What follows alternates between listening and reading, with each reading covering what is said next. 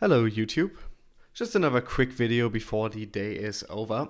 If you've been watching my previous videos, you know I'm talking a lot about how Ripple is seriously undervalued and how I think it has a very good chance of dominating the market in a couple of years and reaching a price tag in the tens if not hundreds of dollars within the next 2 or 3 years. And I just wanted to show you guys a few more articles from people who support my position, who agree with my views on this, just to show you that I'm not completely pulling it out of my ass.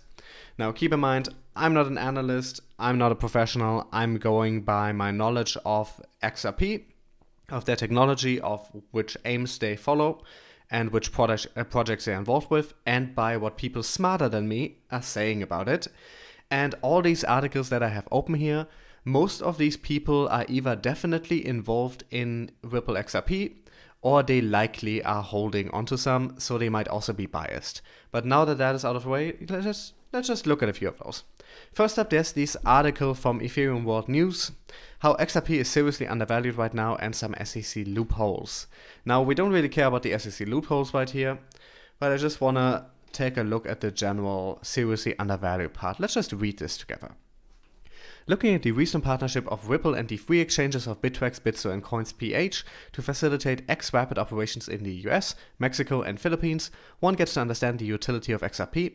This means that once X-Rapid is at 100% functionality, traditional remittance transitions that used to last 2 to 3 days will now be settled in 2 minutes thanks to the digital asset that will be used to source instant liquidity. Bittrex has even gone ahead and listed the XRP USD pairs. There's also the recent remarks by Rice Ratings that XRP is the fastest digital asset to transfer funds between exchanges. This realization resulted in the XRP community petitioning Binance via Twitter to list XRP as a base currency on the exchange. Further on, once we go to Japan, we find the SBI Holdings Company has been a partner of Ripple for over 2 years. SBI is an established banking company in Japan, by the way. The same firm has recently launched the VC Trade exchange that is XRP-centric, meaning that XRP is the base pair that is traded in SBI. SBI has gone a step further and invested in North American companies in Canada and the US. In the US, the firm has invested in the Clear Markets firm that is based in North Carolina and plans on building a derivatives exchange that allows institutional investment products to be tied to the price of Bitcoin and most likely our favorite digital asset of XRP. So we can hear there's a bit of a bias there. I'm going to be honest, I also have a Ripple bias, but the points they are making here are still all valid.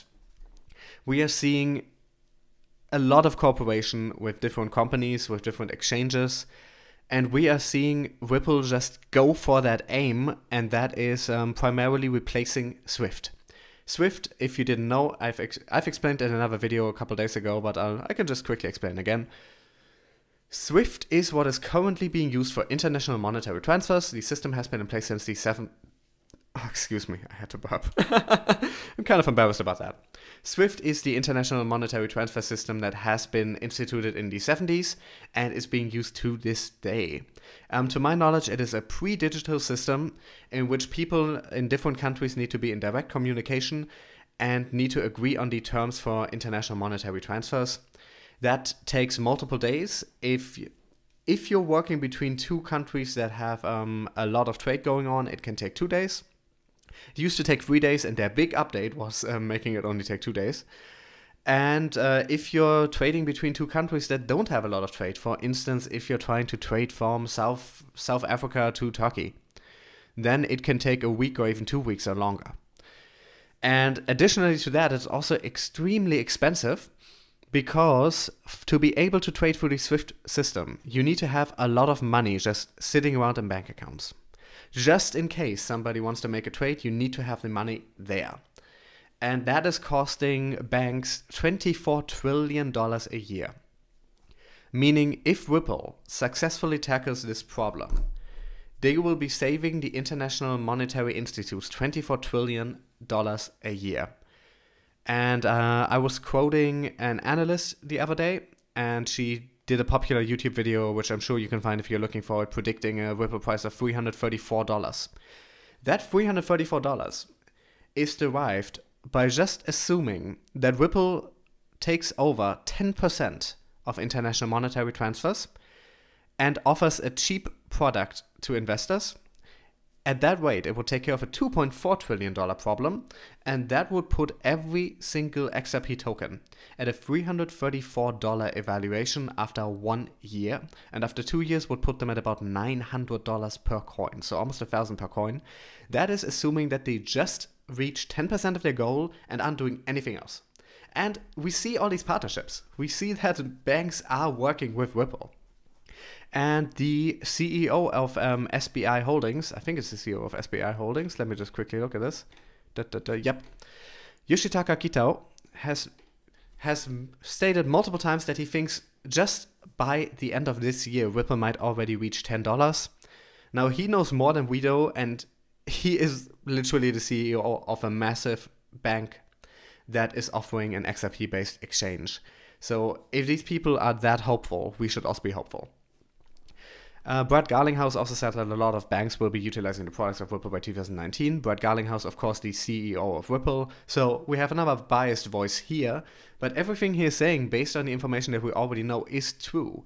A lot of banks have already announced partnerships with Ripple, and by 2019, a lot of them will be using Ripple products, most likely XRapid. And if they do, that means a lot of money is flowing through the market. That means the product, the token, is taking care of a massive problem and should be evaluated very highly. And once that all happens, we should see the price skyrocket. Going further, another Brad Garlinghouse statement: Ripple will soon become the #1 cryptocurrency choice for various banks. He keeps saying the same thing pretty much. The issue is Ripple XRP can do 1,500 transactions a second, and I believe it can even be updated to do more than that, and they're planning an update in the future. So that makes it the fastest of the major cryptocurrencies and the most capable, by being able to send 1,500 transactions every second and to send a transaction in 2 seconds. And XRapid is meant to take over much of the international monetary transfers by 2019. Whether we will see that instantly reflected in the price is a different issue, because so many people in the markets right now don't really know how to evaluate a coin and aren't using traditional models. But once these institutional investors are in there, who will be applying traditional finance models and evaluating assets on that basis, they will also come to those high evaluations if XRapid or XCurrent are being used by much of international monetary transfers. And we have good news about that, because, once again, Garlinghouse saying this, a lot of Wall Street investors are buying and holding XRP at a record rate. Now, the issue with holding is, of course, we don't see a lot of movement. We don't really see much happening. But he said in the next quarterly report, I don't know exactly when they release them, but I assume it will be in early October, we should see a spike and a record of institutional participation in buying and interest in holding XRP. Now, of course, the company Ripple owns 60% of XRP, of which 91% are locked away. The remaining 40%, it looks like a large part is now owned by institutional investors, and they are clearly waiting for the price to go up because they see how incredibly undervalued Ripple is. And that is my whole point here. And the point of a lot of my videos, really. Ripple is undervalued, and if you have inner interest in buying it, I'm of course not an analyst, I'm not a professional, so don't do your own research, don't take anything I say as gospel. But I think if you buy Ripple now, there's a good chance that you are going to be making returns in the thousands of percents, tens of thousands of percents. I think there's a very real chance that Ripple, currently valued at 33 cents, can hit $300 in the next couple of years. That is an increase of 1,000 times. If you buy $1,000 worth of Ripple, that will turn into $1 million, and I think that is a real possibility based on established traditional banking valuation models. If Ripple comes through and does all the things it says it's doing, and with all the good news coming out pretty much every single day about Ripple, it looks like they're doing it. And by 2019, we should see a lot of movement, and I think there's a very real chance we will also see XRP become the #1 cryptocurrency. That's what I'm going to end it with today. I just wanted to reiterate how important I think Ripple will be and how high the value can go. We have realistic valuations that are close to $1,000 by banking professionals who've been in the business for decades and who are just using traditional models. if any of that comes true, we're all gonna be rich. Anyways, thanks so much for watching. Do leave a comment with your opinion, and if you want to see more videos like this, please subscribe, and I'll see you guys soon.